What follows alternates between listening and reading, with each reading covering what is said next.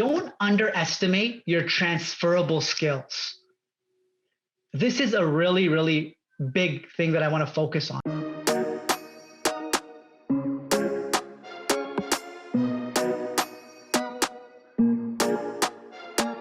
Welcome to another episode of the Supply Chain Ambassador Podcast. I'm your host, Bruno, helping you navigate the world of supply chain in a fun and engaging way. It's the pandemic. Many are out of work and languishing. That's the new term I heard was used to describe how we're feeling in this crisis. I have been fortunate enough to be able to work in a job sector that continues to thrive despite everything. Yes, there are great careers out there that need more people like you. There has never been a bigger demand for people in these well-paid careers. On today's podcast, Fahd Gulzar is going to help me understand the job market gap in supply chain and how he is helping to address that gap. So, welcome, Fahd.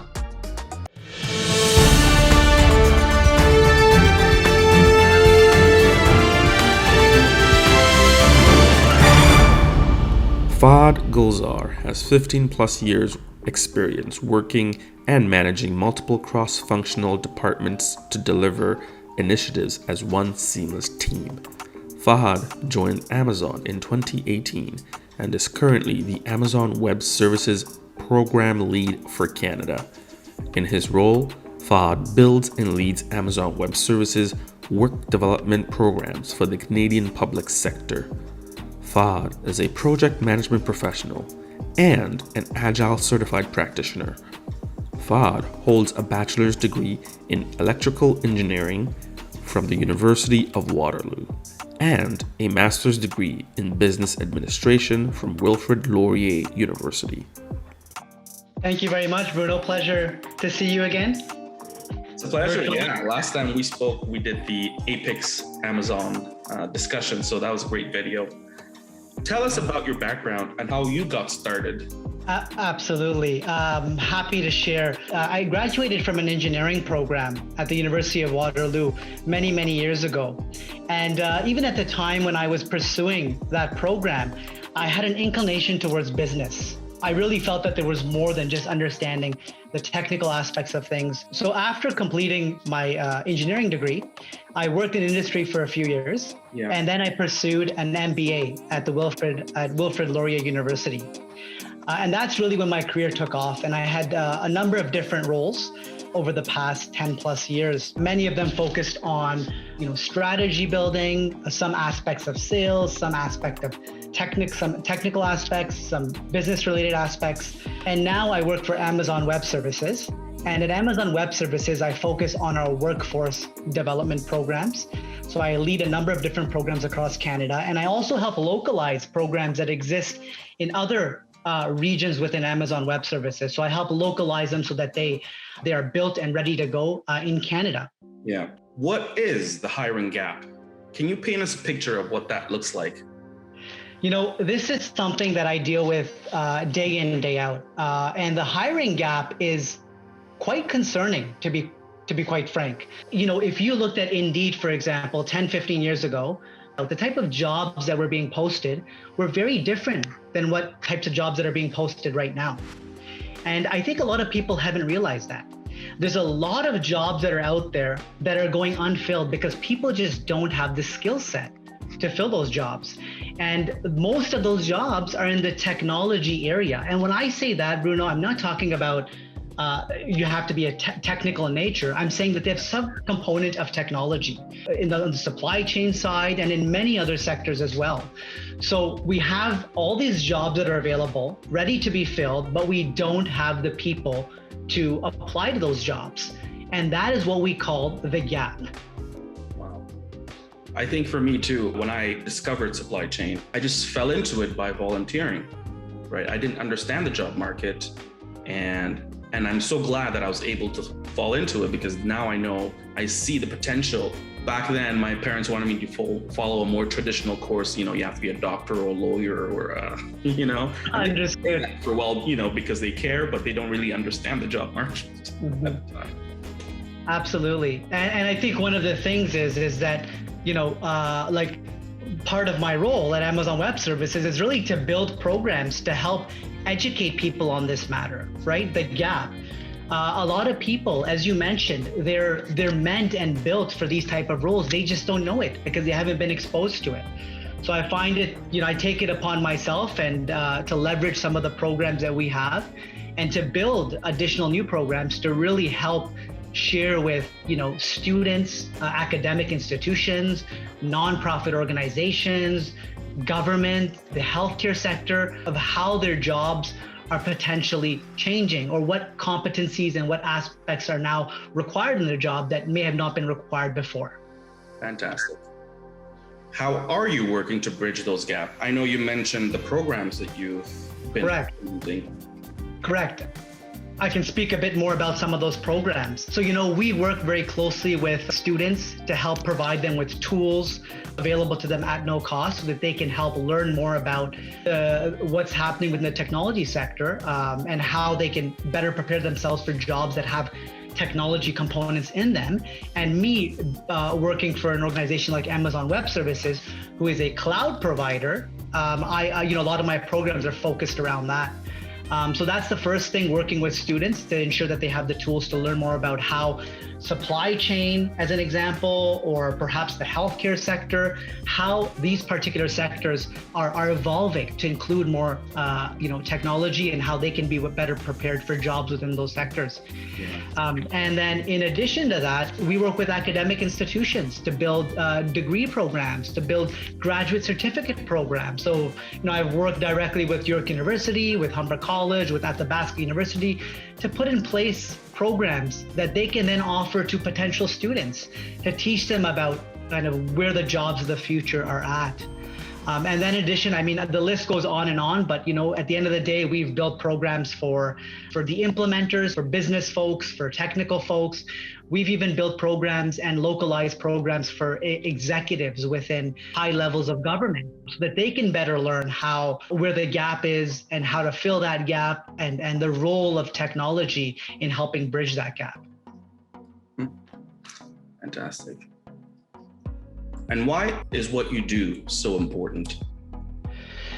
For me, to be honest, it's a feel-good thing. It makes me feel good when I hear about a student that I've worked with that has now been able to land a job. It makes me feel good when I hear about somebody who said, hey, I never knew that, as an example, like the cloud has such a prominent role in healthcare. That makes me feel good because I've educated people. I've taught them something they didn't know before they met me or listened to me or participated in one of our programs. So at the end of the day, my goal is really to get the word out there, to make sure people are informed so they can make better decisions about their careers and futures. Yeah. And what challenges have you faced implementing these programs, and how did you overcome them? Yeah, I think the thing is, I would say according to me, the biggest misconception is that, hey, I'm not technical. My job has nothing to do with technology, right? I think that's the biggest misconception, because nowadays, even if you walk into a doctor's office, the reality is they're probably holding some sort of iPad or tablet in which they're taking notes. And you know what? All those notes are most likely being stored in the cloud, So I think people don't realize that, their jobs are becoming more efficient. They're now able to focus more on value work with the introduction of all these leading edge technologies such as the cloud. They're able to focus on innovating, on building, on really having more passionate type jobs instead of doing those repetitive motions that they had done before. So I think the challenge is really sharing that with as many people as possible, right? And really helping some of those with old school mentality understand that. Can you share a success story that you've achieved and what that felt like? So I would say my biggest successes have been the collaborations that I've built with the organizations that I work with.